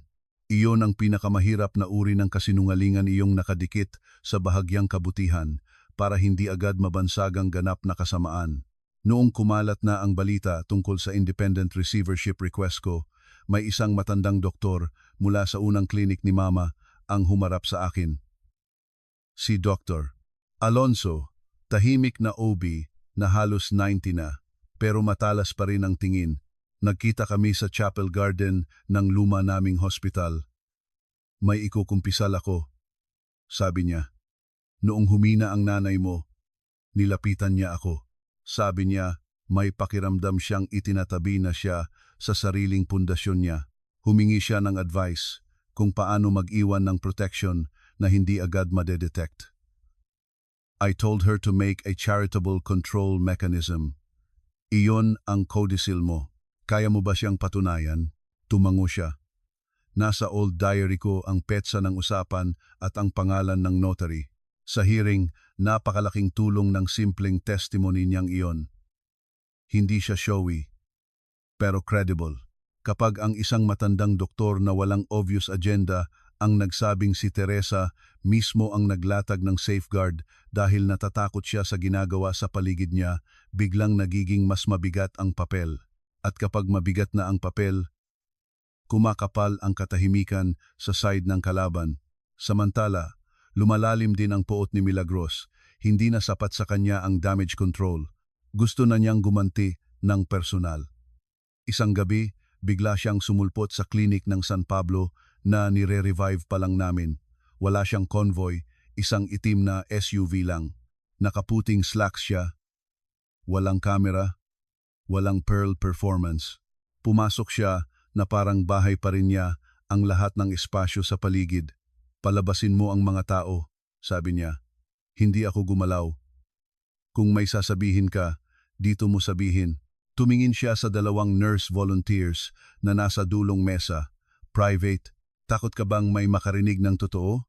Sumikip ang mukha niya. Lumapit siya ng sapat para maamoy ko ang mamahalin niyang pabango. Akala mo ba santo ang nanay mo? Siya ang unang natutong gumamit ng awa para magpasok ng pera sa sistemang ito. Tinignan ko lang siya. Difference is, hindi niya ginamit ang patay. Tumawa siya, mababa at walang warmth. Hindi mo talaga naiintindihan ang power. Ang mga institusyon, Bella, hindi pinapatakbo ng kabutihan. Pinapatakbo ng mga taong marunong magdesisyon kung sino ang kayang isakripisyo para magpatuloy ang kabuuan. Diyan ka nagkamali. Kasi akala mo, kasama ako sa listahan ng kayang isakripisyo. Tingnan mo ang paligid mo. Inikot niya ang tingin sa lumang klinik, sa lumang bentilador, sa nagkakabit pa lang na linoleum.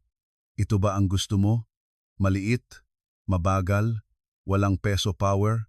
Habang ang mga tao sa taas nagdidikta pa rin ng tunay na takbo ng bansa, ngumiti ako ng manipis. Mas gusto ko ang maliit na malinis kaysa malaking amoy, formalin, na milipit ang panga niya. You sound like your mother. At ikaw, amoy takot. Hindi niya ako sinampal ulit.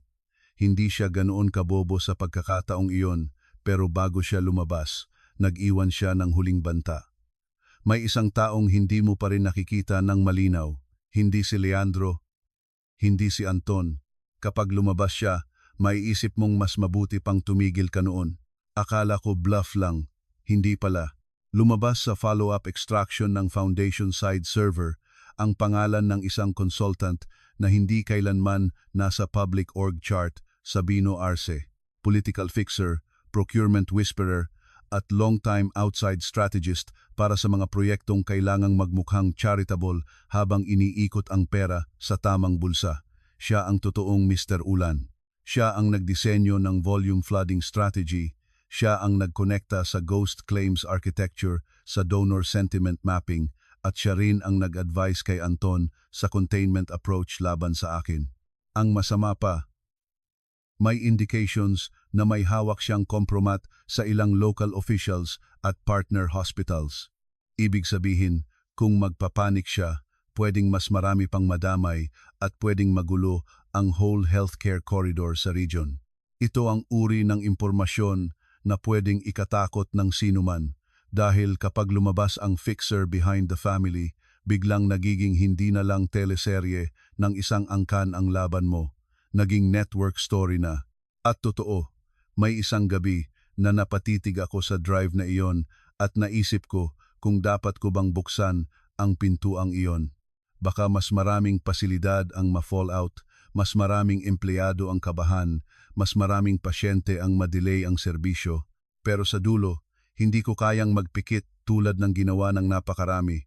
Kung gusto mong gumuho ang bulok, hindi pwedeng half demolition lang dahil natatakot ka sa alikabok. Kaya sa susunod na stakeholder session, inilatag ko si Sabino, hindi buong file kaagad pinili ko ang sapat. Consultancy invoices disguised as crisis communications. Routing recommendations tied to high-volume claims months. Messages to Anton tungkol sa softening Bella through wellness channels.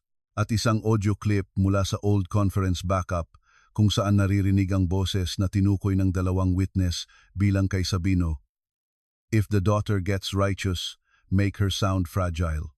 People forgive greedy men faster than angry women. Nang tumunog iyon sa speaker, may ilang kababaihan sa audience na napailing na lang sa galit kasi sobrang totoo. Ganiyan mismo gumagana ang marami sa mga sistemang kinagisnan natin. Dahil kay Sabino, lalong tumindi ang pressure kay Anton. Isa siya sa may direct thread sa fixer. Tinawag ako ng counsel niya para sa quiet discussion. Hindi ko sana sasalubungin, pero may isang curiosity sa akin na gustong makita kung paano nagsusumamo ang lalaking minsang buong yabang na nagsasabing optics matter. Nagkita kami sa law office conference room na halos wala ng tao dahil marami na ring umiiwas sa apelyido niya. Hindi na siya polished. Wala na ang expensive certainty. Parang lumiit ang frame niya sa suit. I can give you Sabino. Sabi niya agad. And the offshore notes. In exchange, remove my name from the worst public allegations. Tanggalin ang pangalan mo. Sa kwento mo, Bella, please. Noong una ko siyang marinig magsabi ng please sa ganong tono, hindi ko na-feel ang panalo. Na-feel ko lang ang pagod. I know what I did. But Milagros and Sabino, they pushed everything further. I can help you prove the chain. At kapalit? Tanong ko. Kahit alam ko na, don't pursue the mental health weaponization angle personally. Let it stay institutional. Napatingin ako sa kanya ng matagal. Gusto mong alisin ko ang pinakamalinis na ebidensya na sinadya ninyong ikulong ang katotohanan sa pamamagitan ng pagdiagnose sa akin sa papel ng walang basehan. It will destroy what remains of my career. Tama, pumikit siya, halatang tinamaan. So that's it? You want me ruined? Hindi ako agad sumagot. Tiningnan ko ang kamay niyang dating pamilyar sa balat ko. Ngayoy parang record-keeping tool na lang sa harap ko. Hindi kita gustong masira, sabi ko. Gusto ko lang tumigil ang mundo sa pagtawag sa mga sinadyang pananakit bilang komplikasyon ng love. Naluha siya. Totoo man o hindi, wala na rin sa akin. May parte sa akin na nagsisisi araw-araw. Good, sagot ko. Sana mabuhay ka ng matagal para hindi ka agad tapos sa feeling na iyan. Umalis ako roon na hindi kinuha ang offer niyang personal absolution, pero kinuha ko ang Sabino files sa paraan na may formal turnover at chain of custody. Hindi emosyon, proseso, laging proseso. Nang masubpi na si Sabino, hindi siya agad sumipot. Nagkasakit daw. Classic. Pero sa pangalawang utos, napilitan din. Nakabaro pa ang walang hiya, parang a-attend ng civic award. Sa cross, hindi ako nagmadali. Ang mga gaya niya, lumalakas kapag feeling nila, nilalabanan mo sila sa lakas. Mas epektibo ang mahinahong paglatag hanggang sila mismo ang magkumpisal sa yabang nila. Ipinakita ko ang invoices. Tinanong ko ang scope. Sinabi niyang communication strategy lang. Ipinakita ko ang timing relative to ghost claim spikes. Sabi niya coincidence. Ipinakita ko ang phrase niyang fragile at wellness channels. Sabi niya metaphor. Ipinakita ko ang draft plan para sa psychiatric containment press leak. Doon siya napahinto. Can you explain, Mr. Arce, why a communications consultant is drafting a narrative around the mental instability of a non-clinical whistleblowing family member while donor funds and claim anomalies are simultaneously under internal question? Because reputational stability matters. More than truth? Sometimes truth destroys institutions. Hindi ko na kailangang saktan pa. Nandoon na mismo ang kaluluwa ng kabulukan sa isang pangungusap. Minsan, pinakamabisang twist ang hindi dokumentong bagong tuklas, kundi ang sandaling kusang sabihin ng kalaban ang pilosopiya niyang matagal mong pinapatunayan. Matapos iyon, bumaligtad ang ilang dating tahimik na insider. May dating media coordinator na nagbigay ng raw donor sentiment decks. May branch accountant na biglang nagpakita ng notebook kung saan naka-code ang extra rain days. May volunteer coordinator na inamin na pinapaulit ang shoots ng pasyente para magmukhang mas marami ang beneficiaries sa campaign reel isa-isa. Hindi sabay-sabay, at bawat isang piraso parang patak ng asido sa makintab na estatwa ni na Milagros at Papa. Pero hindi ko malilimutan ang gabing halos mabali rin ako. Pagkatapos ng mahabang hearing day, bumalik ako sa klinik at nadatnan kong may naghihintay sa may lumang reception desk, si Papa. Hindi ko alam paano siya pinayagang makalabas ng ganoon o baka may special arrangement, pero nandoon siya, payat, nakakardigan at walang audience, walang legal team, walang donor.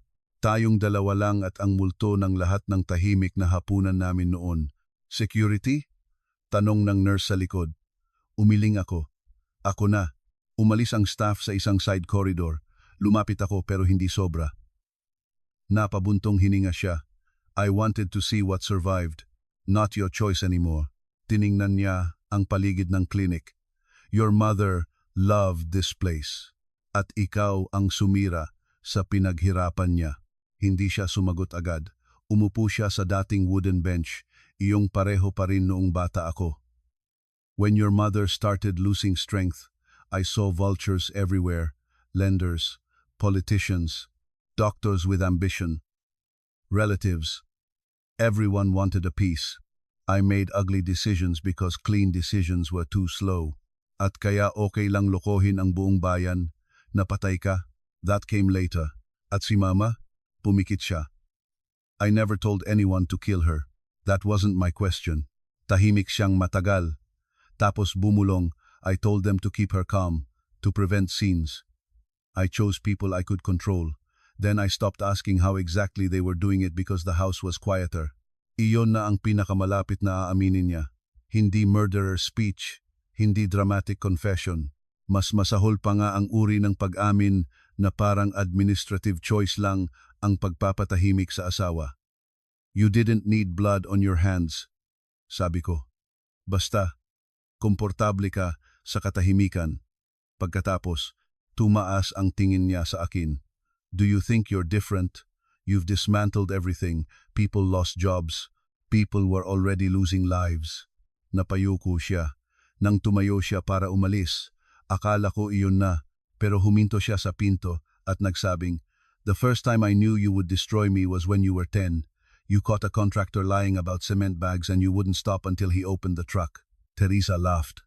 I should have listened to her when she said, "One day you wouldn't forgive me for mistaking obedience for love." Pagkaalis niya, saka lang ako napaupo. Kapag narinig mo mula sa mismong mapanakit ang pinakapinag-ugatan ng laban, may saradong pinturing bumubukas. Kalaunan, na-corroborate pa ang usapang iyon sa pamamagitan ng security note at unofficial log ng facility escort. Hindi ko na kailangan para sa kaso, pero tinago ko pa rin. Hindi para saktan siya ulit, para sa sarili ko, para wala ng boses sa likod ng isip ko na magsasabing baka sobra lang ako. Sa huling buwan bago maglabas ng final sanctions ang civil at regulatory bodies, may isa na namang sumulpot na hindi ko inaasahan, ang dating personal stylist ni Milagros. Oo, pati iyon may relevance pala sa mga ganitong kwento. Dahil ang stylist, gaya ng driver at assistant, ay nakikita ang mga bagay na hindi ibinibigay sa board. Inamin niyang sa ilang buwan bago ang fake death, paulit-ulit daw siyang pinapabuo ni Milagros ng widow wardrobes at grief tone event looks kahit wala pang aksidente. Hindi iyon smoking gun sa legal sense, pero napakalakas nito sa pattern building. Kapag may babaeng nagpaplano ng morning image strategy bago pa mamatay ang mamamatay, hindi mo na maikukuwadro ang lahat bilang emergency family decisions lang. Ipinasa namin iyon bilang supplemental narrative support, at kahit pinagtawanan ng kabilang side bilang fashion gossip, halatang tumatama dahil totoo. Ang public lies. Nagsisimula rin sa costume fitting. Habang nabubulok ang depensa nila, lumalakas naman ang kabilang buhay ng kwento. Dumadami ang lumalapit na pasyenteng pamilya para magtanong kung may karapatan ba silang maghabol. May employees na gustong malaman kung mananatili pa ang sweldo. May local clinics na natatakot maapektuhan ang supply access. Dito ko mas lalong naintindihan na ang laban ay hindi lang tungkol sa pagdurog sa kalaban, tungkol din ito sa pagpigil na lumamon ng mas malawak na inosente ang implosion. Kaya nag-set up kami ng temporary transparency desk. Walang PR fluff, FAQ sheets lang, claims review help, grievance intake, at patient continuity coordination. Nakakapagod, nakakadurog, pero sa bawat may matandang babaeng humahawak sa kamay ko at nagsasabing salamat at may sumilip sa papeles, nararamdaman kong tama ang direksyon kahit walang fireworks. Isang umaga, habang inaayos namin ang assistance desk, dumating si Noemi, hindi naka-designer dress, simpleng blouse lang, halos walang makeup. Ang weird, makita siyang mukhang ordinaryong tao. "Can we talk?" tanong niya. Tumingin si Gideon sa akin. Tumango ako. Sa likod ng stockroom kami nag-usap. Umiwas siya sa mata ko ng una. Tapos biglang nagsalita ng tuloy-tuloy na parang matagal nang pinipigilan. "I was jealous of you," sabi niya. "Hindi dahil gusto ko ang utak mo. Dahil kahit hindi ka pinapansin sa entablado, ikaw pa rin ang kinakatakutan nilang lahat sa loob. Ako ang nilalagay sa kamera, pero ikaw ang may totoong kapangyarihan sa decisions. I hated that. Kaya noong binigyan ako ni Tita Milagros ng path to visibility, pinili kong huwag makita ang ibang bagay. Visibility, kapalit ng pagkabulag." Tama. Tumingin siya sa akin, pula ang mata.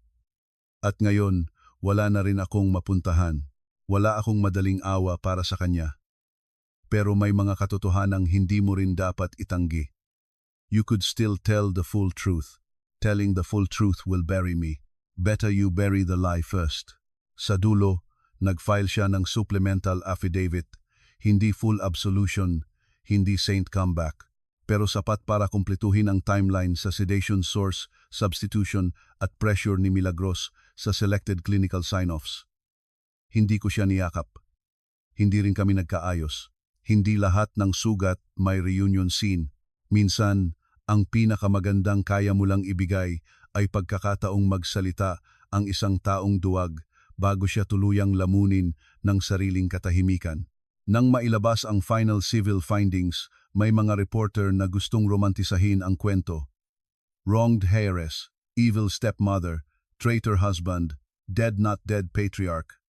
Lahat may catchy title, pero tumanggi akong gawing fairy tale ng hustisya ang nangyari sa isang sit-down interview na hindi ko sana gagawin pero kinailangan para sa patient assurance. Sinabi ko ng malinaw, huwag niyo itong gawing simpleng kuwento ng mabuti laban sa masama. Ang mas delikado rito ay kung gaano kadaling nagawang normal ng maraming matitinong tao ang mga maliliit na paglihis hanggang sa umabot sa fake death, ghost claims at pag-neutralize sa nagsasalita. Ang kabulukan, bihirang magsimula sa malaking eksena, nagsisimula iyan sa first compromise na pinapalampas dahil pamilya, dahil pressure, dahil sayang ang project. Nag-viral ang clip na iyon nang wala sa plano. Siguro dahil marami ang tinamaan, maraming workplace, maraming pamilya, maraming organisasyon, ang may maliit na bersyon ng parehong sakit. Huwag ka munang maingay. Ngayon na lang, para sa lahat, para hindi mapahiya, para hindi mabasag ang imahe. At habang tumatagal, lumalaki ang presyo ng katahimikan. Sa kalagitnaan ng public fallout, may isang simpleng eksena akong hindi ipagpapalit sa anumang headline. Nasa old cemetery ako kung saan tunay na nakalibing si mama. Maaga, wala pang araw masyado. Dala ko ang maliit na bouquet ng sampagwita at ang certified copy ng codicil niya. Inilapag ko ang papel sa lapida niya, tinakpan ng plastic sleeve para di mabasa at bumulong, nakita ko, hindi ka baliw, hindi ka nag-iisa. Saka ako umupo sa damuhan at pinanood ang liwanag na dahan-dahang tumama sa pangalan niya. Walang violins, walang kamera, pero iyon ang sandaling unang beses kong naramdaman na ang galit ko ay hindi na basta apoy, nagiging direksyon na siya. Pagkaraan ng ilang linggo, dumating ang formal notice na na-void ang key marital asset claims ni Anton against properties na pinilit niyang i-channel sa layered trusts. Hindi man iyon ang sentro ng laban, may kakaibang sarap pa rin ang makita sa black and white na may legal system ding marunong kilalanin ang pandaraya kahit naka-necktie at full citations pa. Nagpadala ang counsel niya ng huling proposal, private apology, no contest, minimal public statement. Tinanggihan ko, hindi dahil gusto ko pa siyang durugin sa TV, kundi dahil may mga apology na huli na para sa private consumption. Kapag pampublikong sinira ang isip ng tao, hindi pwedeng pabulong din ang pag-amin. Kaya sa ethics hearing niya, nang hingin sa akin ang impact statement, hindi ako nagdrama. Isang pahina lang. Sinabi ko roon na ang pinakamalaking pinsala ng ginawa ni Anton ay hindi ang pagtataksil sa kasal, kundi ang sadyang paggamit ng mental health language bilang lason para gawing kahina-hinala ang katotohanan. Tuwing ginagawang sandata ang salitang unstable laban sa babaeng may dokumento, isinulat ko, mas maraming tunay na may kailangan ng tulong ang natatakot magsalita at mas maraming mapagsamantalang sistema ang natutong ligtas ang taktika. Nabasa raw iyon sa record, sapat na iyon. Ang huling beses na nakita ko si Milagros bago siya tuluyang mawala sa social scene ay sa isang koridor ng Makati Med kung saan may hiwalay siyang check-up. Hindi siya mukhang santo, hindi rin mukhang kontrabidang may all-powerful aura. Mukha lang siyang babaeng pagod na pagod, mapanatili ang mukha na matagal ng basag. Napatingin siya sa akin at bahagyang ngumiti yung uri ng ngiti ng taong kahit lugmok na, gusto pa ring magmukhang may alam na huling sikreto. Akala mo tapos na, sabi niya. Hindi naman talaga natatapos ang ganitong bagay. Tama, sagot niya. Kasi may bahagi mo nang magiging katulad namin. Kailangan mo ring pumili kung sino ang isasalba at sino ang bibitawan. Napaisip ako ng isang segundo, tapos ngumiti ako ng totoo. Difference is, hindi ko na itatangging may presyo ang bawat desisyon. Kayo, ginawa ninyong virtue ang pagwasak. Hindi na siya sumagot. Lumakad na lang palayo ng mas mabagal kaysa sa inaamin ng yabang niya. Sa restructuring period, napilitan kaming magsara ng 2 vanity dialysis satellite units na halos photo op lang naman para sa donors. maraming nagalit sa akin online. Siya rin pala ang nagsasara ng serbisyo. Masakit iyon dahil ang dali-daling baluktutin ng mga tao ang necessity. Pero in that same month, nailipat namin ang budget sa mobile transport assistance at stock reliability para sa totoong high-need sites. Walang ribbon cutting pero mas maraming pasyente ang hindi na naiiwang walang session. Iyon ang klase ng desisyong hindi mo mapapa-beauty queen answer, pero totoo. At marahil ito rin ang ibig sabihin ng note ni Mama, piliin ang gagamutin, hindi ang pupurihan. Dumating din ang araw na formal kong natanggap ang offer na maging permanent chair ng reconstructed group. Marami ang nagsabing, natural lang iyon, ako naman daw ang nagligtas. Ako ang may utak, ako ang may pangalan. Tinanggihan ko ang full empire role. Tinanggap ko lang ang limited transition oversight at charitable council leadership. Bakit? Dahil alam ko ang amoy ng trono kapag nabasa na ng kasinungalingan at alam ko rin ang sarili ko. Kung hahayaan kong maging sentro ulit ng buong makina ang pangalan ko, baka dahan-dahan ko ring sambahin ang ideya na ako na ang solusyon sa lahat. Delikado iyon. Wala nang bagong Llorente cult sa ilalim ng ibang mukha. Hindi ko hahayaang doon mauwi. Mas gusto ko ang maliit na opisina sa San Pablo Clinic, ang desk na laging may papers at pandesal crumbs, ang staff na diretso magsalita kapag may mali, at ang sistema kung saan mas mahalaga ang correct stock count kaysa sa floral arrangement sa gala. Nakakapagod. Oo, less glamorous? Sobra. Pero bawat hapon na umuuwi akong hindi kailangang magplano kung paano ililibing ang katotohanan, sapat na reward na iyon. At tungkol kay Gideon, alam kong may mga manonood ng kwento ko na naghahanap ng romantic payoff. Sorry, hindi lahat ng rescue boat ay love story. Sa amin, ang mas totoo ay respeto. Pagkatapos ng lahat, minsan nagkakape kami sa tapat ng clinic, minsan nagtatalo sa audit priorities, minsan nagtatawanan sa absurdity ng buhay. May lambing ba? May posibilidad? Baka, pero hindi ko na pinipilit bigyan ng ending ang mga bagay na maayos naman sa kasalukuyan. Ang pinakamahalaga, hindi ko na kailangan ng lalaki para maramdaman na ligtas akong magsabi ng buong pangungusap. Kung gusto mo ng huling eksenang talagang nagdikit ng lahat, ito iyon. 1 taon matapos ang gala scandal, nagkaroon kami ng maliit na community reopening sa refurbished wing ng lumang clinic ni Mama. Walang celebrities, walang imported flowers. May choir ng local teachers, may libreng lugaw sa labas, may mga pasyenteng dumating ng maaga para lang makita ang bagong renal counseling room. Sa dingding ng hallway, naglagay kami ng plaque hindi para sa pamilya naming apelido, kundi para sa simple line, para sa mga taong tumangging manahimik kahit pinapili sila sa pagitan ng dangal at kapayapaan. Habang nagsasalita ako sa harap ng maliit na crowd, napansin kong may babaeng nasa likod, naka-face mask, tahimik na nakikinig. Si Evelyn, dating nurse manager ni Mama, na matagal ding takot magsalita. Pagkatapos ng event, lumapit siya at nag-abot ng maliit na sobre. Late ko na naibigay, sabi niya. Sa loob ay litrato ni Mama sa old pharmacy office, nakaupo sa sahig na napapaligiran ng folders, mukhang pagod pero nakangiti. Sa likod ng photo, may sulat kamay. If I cannot finish this, maybe my daughter will. Doon lang ako tuluyang napaluha ng malaya. Hindi sa harap ng tribunal, hindi sa slap, hindi sa fake death revelation, kundi sa simpleng patunay na may isang taong kilala talaga ako bago pa ako ginawang headline ng iba. Kaya kung may matututunan man ang sinumang makarinig ng kwento ko, sana ito. Huwag ninyong maliitin ang tahimik na babae sa sulok na puro file ang hawak, baka hindi siya mahina. Baka naghihintay lang siya ng eksaktong oras kung kailan sabay-sabay nang handang magsalita ang papel, data, katawan at alaala. At kapag dumating ang oras na iyon, kahit gaano kalaki ang apelyido, gaano kamahal ang abogado, o gaano karaming misa ang sponsor ninyo, may mga katotohanang hindi na muling maibabalik sa kabaong.